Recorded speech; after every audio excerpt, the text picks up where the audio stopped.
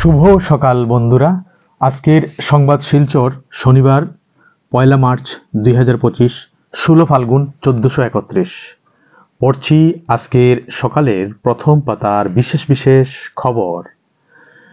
5.18 লক্ষ কোটি বিনিয়োগ বিকাশের পরবর্তী ধাপে পৌঁছবে অসম, বললেন হিমন্ত বিশ্ব শর্মা। বহুদিন জেলেই থাকতে হবে মাহবুবুল হককে, বললেন অসমের মুখ্যমন্ত্রী হিমন্ত বিশ্ব শর্মা।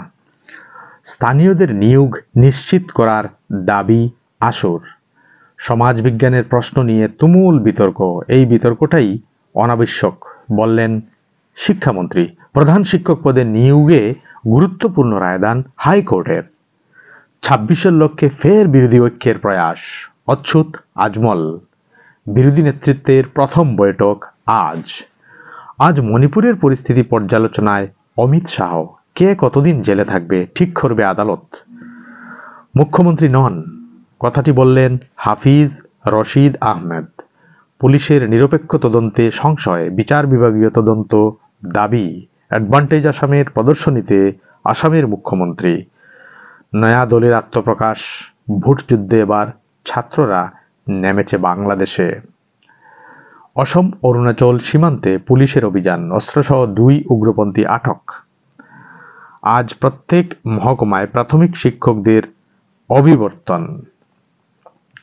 কাল থেকে রোজা ঘোষণা হিলাল কমিটির। এবার বিস্তারিত। দুদিনের বিনিয়োগ সম্মেলনে বিনিয়োগের যেসব প্রতিশ্রুতি এসেছে আগামী 5 বছরে তার 70% রূপায়ণ করতে পারলেও বিকাশের পরবর্তী ধাপে পৌঁছে যাবে অসম, মনে করেন মুখ্যমন্ত্রী।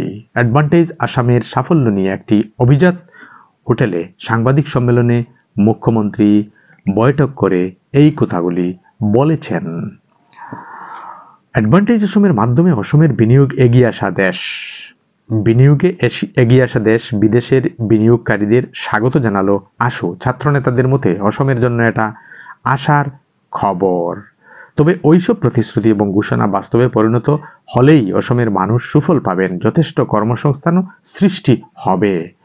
অসমে এখন চলছে ছাত্রছাত্রীদের একটি গুরুত্বপূর্ণ পরীক্ষা, মাধ্যমিক। কিন্তু এই পরীক্ষার প্রশ্নপত্র নিয়ে তুমুল বিতর্ক দানা বেঁধে উঠেছে। অসমের শিক্ষামন্ত্রী এটিকে হালকাভাবে নিয়ে পরিষ্কার জানিয়ে দেন যে এই বিতর্কটাই অনাবশ্যক। ভালো কাজ করছেন অসমের মুখ্যমন্ত্রী, বললেন গায়ক কুমার শানু। টিঙ্কুপানি সংরক্ষিত বনাঞ্চলে পুলিশের এক চমকপ্রদ অভিযানে আজ অত্যাধুনিক অস্ত্রসহ 2 আলফা উগ্রপন্থী ধরা পড়েছে। আটক হওয়া উগ্রপন্থীরা হল নবজিৎ অসম ও নিতুল অসম। ইউএস টিমের আচার্য মাহবুবুল হককে গ্রেপ্তার করে প্রথমে নিয়ে যাওয়া হয়েছিল করিমগঞ্জে, কিন্তু শুক্রবার ফের গুয়াহাটি নিয়ে আসা হয়। একই সঙ্গে মুখ্যমন্ত্রীও বলে দিয়েছেন অনেকদিন তাকে থাকতে হবে জেলে। তাই মুখ্যমন্ত্রীর এই মন্তব্যে তীব্র প্রতিক্রিয়া ব্যক্ত করেছেন বিশিষ্ট আইনজীবী হাফিজ রশিদ আহমেদ চৌধুরী। তার দাবি, মুখ্যমন্ত্রী এই ধরনের কথা বলতে পারেন না। আইন রয়েছে, আদালত দেখবে, এটা মুখ্যমন্ত্রীর সিদ্ধান্তের বিষয় নয়।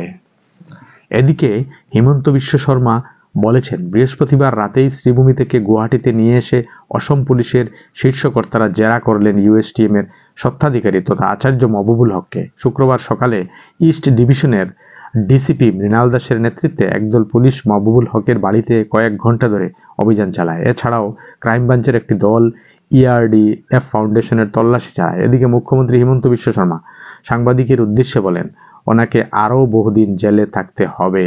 4 দিন পুলিশ হেফাজতে থাকা ইউএসটিএম-এর স্বত্বাধিকারী তথা আচার্য মাহবুবুল হককে বৃহস্পতিবার শ্রীভূমি জেলা থেকে গুয়াহাটিতে নিয়ে এসে শুক্রবার সকাল 11টা নাগাদ ইস্ট ডিভিশনের ডিসিপি মৃণাল দেখার নেতৃত্বে একদল পুলিশ মাহবুবুল হকের হাতিগাঁওয়ের ঘোড়ামারাস্থিত বাড়ি জ্ঞানকুটিরে উপস্থিত হন।